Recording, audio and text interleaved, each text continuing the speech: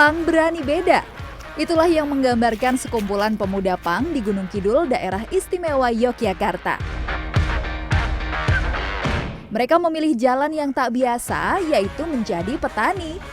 Berbagai aktivitas bertani mereka lakukan, mulai dari membajak lahan, menanam berbagai bibit sayuran, hingga memanen hasil pertanian seperti terong dan cabai. Komunitas ini pun mereka namai sebagai Petani Pang sejak 2018. Berawal dari kepedulian terhadap minimnya regenerasi petani muda, Petani Pang membuktikan bahwa siapapun bisa membawa perubahan tanpa melihat penampilan ataupun latar belakang. Komunitas ini pun kini telah memiliki kurang lebih 120 pemuda yang tergabung di dalamnya.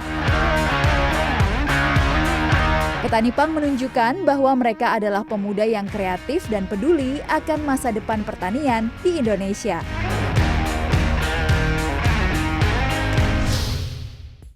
Kita selama ini mungkin membayangkan anak Pang itu gahar gitu ya, seruntulan. Tapi ternyata ada satu komunitas di Gunung Kidul yang tadi Anda sempat lihat, mereka punya satu bentuk kepedulian, anak-anak Pang yang punya kepedulian terhadap pertanian. Ya, jadi anak Pang yang kemudian nggak alih profesi sih ya, tapi mereka peduli untuk bisa menanam atau juga bertani di wilayah mereka sendiri. Nah, sudah hadir, kita bawa dari Gunung Kidul, Yogyakarta.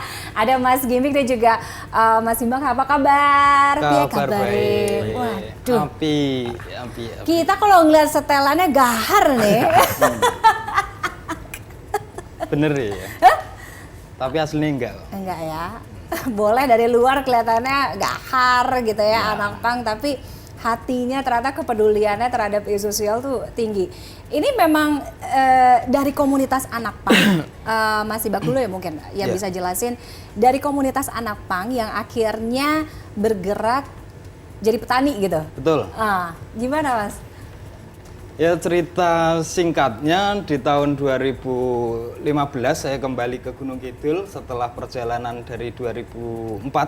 Saat itu saya keliling bersama teman-teman komunitas dari Sabang sampai Merauke lah, bisa dikatakan seperti itu. Terus di tahun 2015 kembali ke Gunung Kidul. Tahun 2018 saya membangun sebuah itu tadi bersama teman-teman kelompok petani Pang di Gunung Kidul.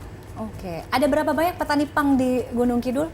Kalau yang dari teman-teman Pang sendiri ada sekitaran 40-an orang. Oke, gitu. Banyak juga ya? Ya lumayan. Oke. Semoga lebih banyak lagi. Semoga lebih banyak lagi. Jadi syarat masuknya harus anak Pang dulu nih? Nggak harus, sebenarnya. Banyak yang mau daftar tapi bukan anak Pang soalnya. Yang penting mereka mau peduli tentang regenerasi petani, mereka mau belajar menanam, mereka mau memberikan yang terbaik, mau berdampak, mau bermanfaat ke masyarakat.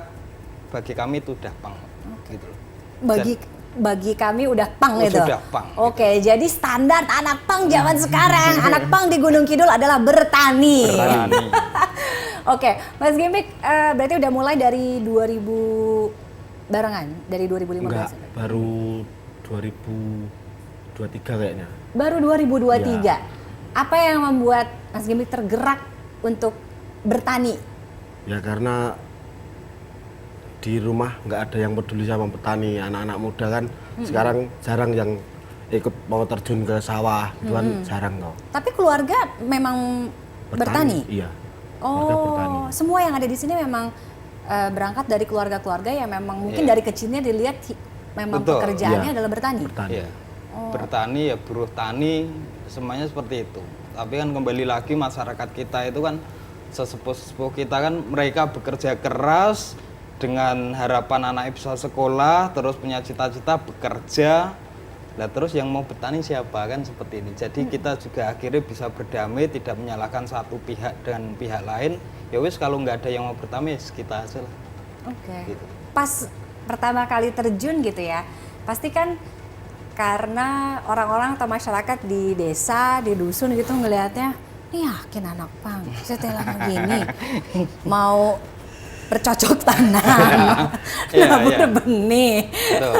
Iya nggak sih? Betul. Ada stigma itu kan? Ya jangankan dari petani, saat awal kita mencoba kita pun ragu bisa berhasil atau enggak, karena pertama kita juga tidak punya basic di pertanian, kedua kita juga tidak punya lahan, yang ketiga kita juga lama di jalan, terus bagaimana caranya bertani gitu. Tetapi saat itu kita punya semangat yang tinggi, kita harus bisa membuktikan, karena dari dampak kenapa awal mula petani pang itu sendiri terseletup gitu. Belajarnya dari mana? Awal mulanya gimana dulu nih? Bukan terjun ke tanah ya, iya terjun ke lahan gitu, lahan sawah gitu. Sejarah petani Belajar, pang itu.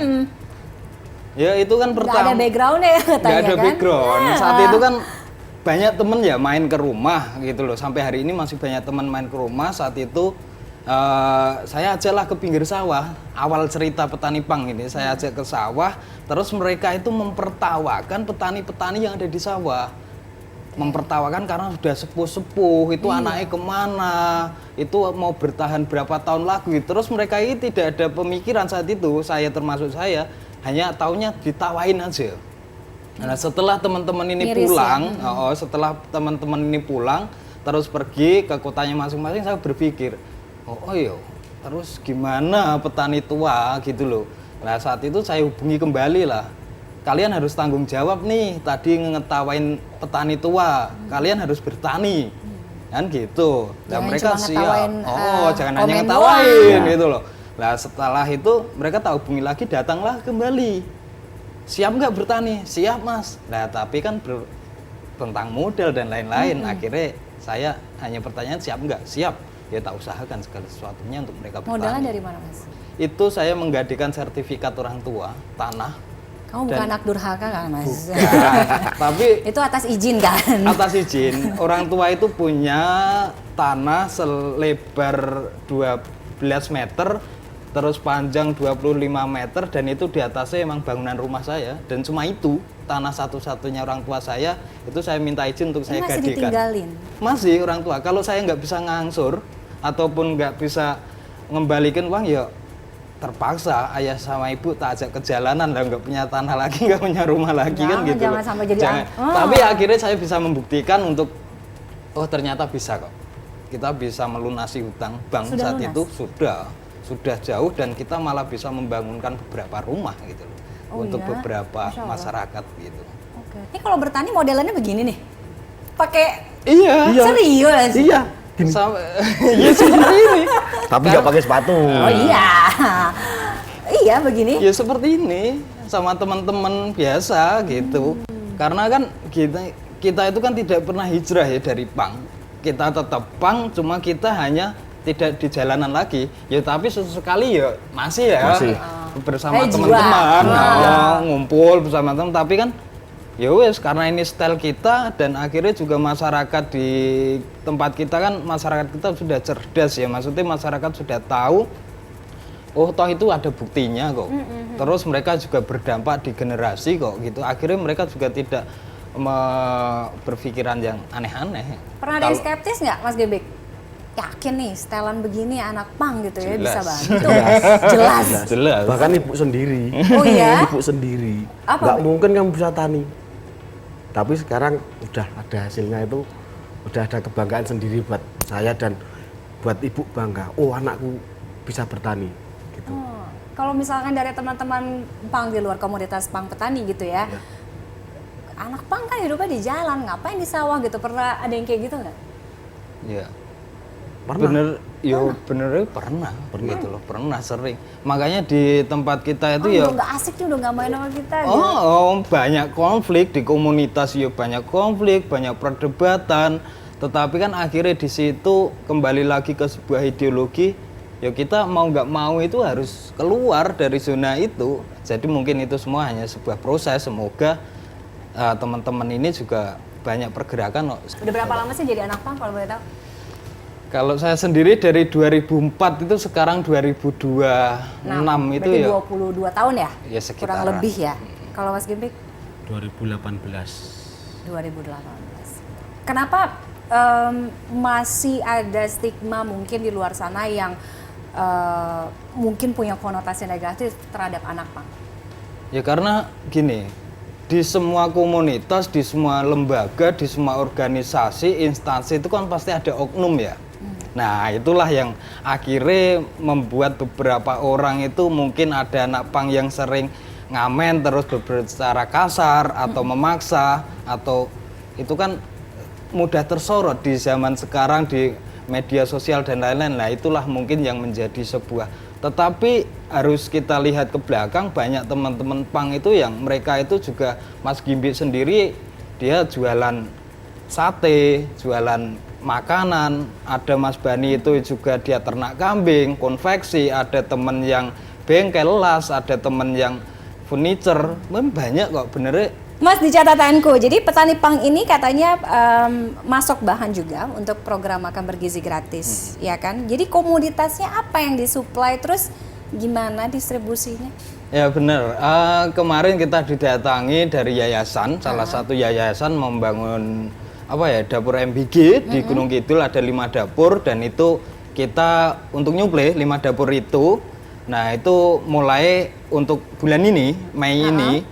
Nah, gitu kita juga kemarin belum lama didatangi dari BGN Jakarta, datang ke rumah untuk, Mas sampean harus ikut di program ini, dan saya ya dari awal kita memang seperti ini gitu loh. Jangan sampai petani kita itu akhirnya mereka juga kesulitan memasok itu, dan mereka juga terbuka. Emang bener kalau program ini tidak hanya mencerdaskan atau memberikan sebuah gizi di anak-anak, tetapi akhirnya kembali lagi ke masyarakat untuk sejahtera juga kan, seperti itu. Karena ya mungkin masih banyak beberapa petani yang tertolak mungkin ya, tetapi kan kembali lagi semoga ini yang menjadi yang terbaik gitu. Dan kita terima kok. Kita tidak hanya MBG, mau lapas, mau rumah sakit, mau hotel, mau siapapun yang mau beli produk kita bebaskan. Dan kok, siap gitu. ya? Siap. Berapa luas lahan yang udah dikerjain? Untuk saat ini sudah mencapai sekitaran 4.500 meter, dan semoga tahun ini kita bisa usahakan 1 hektar. Targetnya 1 hektar sampai target untuk tahun ini. Oke, mantap. Mas Gimpik, beberapa profesi gitu ya, seperti petani, pembatik gitu kan, itu kan adalah profesi-profesi yang punya nilai warisan turun-temurun. Kita bilang kan ada nilai luhurnya di situ. Tapi sayang sekali untuk beberapa jenis profesi ini mulai ditinggalkan, khususnya tidak ada regenerasi itu. Nah, kita berbicara mengenai soal petani ini. Apa sih yang bikin anak muda? Kan Mas Gimi kan udah terjun. Biasa aja kok. Ya panas ya udah biarin aja, Pak. Bahkan pakai model baju begini ya sikat aja pokoknya. Tapi anak muda kenapa sekarang nggak tertarik jadi petani? Ya mungkin karena takut panas, itu tadi. Kurang bergengsi gitu, profesinya? Iya, terlalu gengsi sama profesi itu tadi.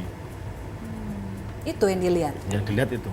Kenyataannya di sana pun, apa pendapat mereka juga begitu? Ya begitu. Nggak mau bantuin orang tua takut gitu? panas, udah gitu aja. Takut panas? Takut hitam. Ya. Takut hitam. Selain itu kan kembali lagi ke orang tua itu tadi ya, mereka itu juga berharap mungkin ya, beberapa itu kan tidak semuanya anaknya pengen jadi petani, mereka disekolahkan biar pinter terus bisa bekerja di tempat lain gitu loh. Tetapi mereka juga lupa bahwa mereka itu sebagai petani juga sudah tua gitu loh. Makanya saat itu kita buat Petani Pang Gunung Kidul karena kita miris dengan regenerasi. Lah kalau sudah besok program kita ini jalan, kita bisa kok ganti nelayan Pang Gunung Kidul, karena nelayan juga butuh regenerasi kan gitu ya. Menjadi tukang kayu Pang Gunung Kidul atau tukang batu Pang Gunung Kidul atau siapapun. Karena ini adalah sebuah pekerjaan yang perlu regenerasi, dan di Gunung Kidul ini sudah cukup cukup miris pekerjaan-pekerjaan yang, karena mungkin besok orang bangun rumah juga sudah, kalau sudah tukang-tukangnya hilang, nggak ada kan juga bingung kalau nggak ada yang berlatih juga. Padahal itu kan sandang, pangan, papan itu kan sangat penting gitu. Mungkin itu sih. Oke, anak pang juga bisa jadi teladan ternyata, ya kan? Ini aksi komunitas petani pang Gunung Kidul. Mas, apa yang mau disampaikan atau apa yang diharapkan dari komunitas ini bisa semakin bisa lebih berdampak lagi gitu ya? menggait anak muda atau anak-anak muda yang juga mungkin di luar sana mau anak pang, mau rocker, mau siapapun? Ya, harapan kita itu cuma simpel. Jangan biarkan anak pang ini bekerja sendiri gitu loh. Karena banyak lembaga yang harusnya juga lebih dari kita. Mari bersama-sama tidak hanya mendampingi petani yang sudah ada, tetapi bagaimana cara kita menciptakan regenerasi. Kita datang, ya program-program dari pemerintah mungkin ada petani milenial, taruna tani dan lain-lain, tapi kenyataannya kan tidak pernah sampai di titik tertentu mereka itu datang terus mendampingi atau mengecek atau apapun gitu loh. Nah, marilah kita itu bersama-sama gandengan, dan saya tidak pernah peduli dengan siapapun itu, mau pemerintah mau siapapun, yang jelas cita-cita kita hanya satu, ada regenerasi petani di Gunung Kidul khususnya, cuma itu sih. Oke, Mas Gimik mau sampai kapan jadi petani pang? Mungkin sampai mati. Soalnya slogannya jangan mati sebelum bertani. Jangan mati sebelum bertani ya. Kita kasih tepuk tangan untuk komunitas petani pang Gunung Kidul. Terima kasih sudah hadir jauh-jauh dari Gunung Kidul ke Jakarta, Mas Gimik dan juga. Aku suka banget.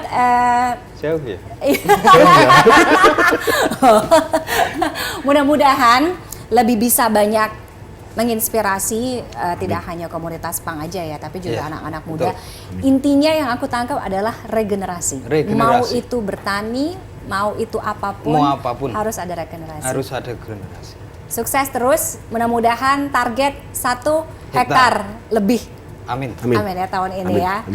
Oke, usai jeda Talk is Fun kita juga masih akan kembali dengan gerakan yang punya dampak besar terhadap perubahan lingkungan ya, keberlangsungan lingkungan. Siapa mereka? Jangan kemana-mana, tetaplah di Talk is Fun. Kadang saya nemu botol-botol minuman alkohol di sekitar taman lapangan banteng itu. Dan juga sekali saya menemukan itu bemper mobil malah dibuang di situ. Bemper mobil? Iya.